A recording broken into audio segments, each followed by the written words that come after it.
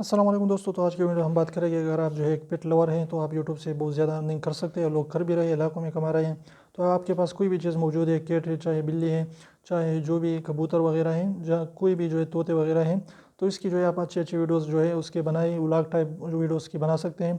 आप अपनी कैटेगरी को पीपल एंड ब्लॉग सेलेक्ट करें और उसमें जो है अपने आप को भी अगर आप लाना चाहते हैं तो लाए, वरना आवाज़ के साथ जो है उसकी वीडियो बनाएं, उस पर अच्छी अच्छी बातें करें, उसके बारे में इंफॉर्मेशन दे लोगों को।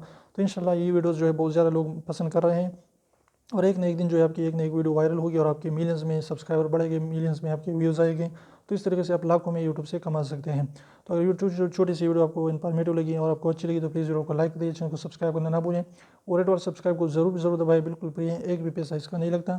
तो अभी एक सेकंड निकाल लीजिए और उसको जो है प्रेस कर लीजिए और कमेंट में अपना राय ज़रूर दें कि आप किस तरीके से पेट लवर हैं और किस तरीके से आप पेट के ज़रिए वीडियोज़ बना सकते हैं और आप बना रहे हैं।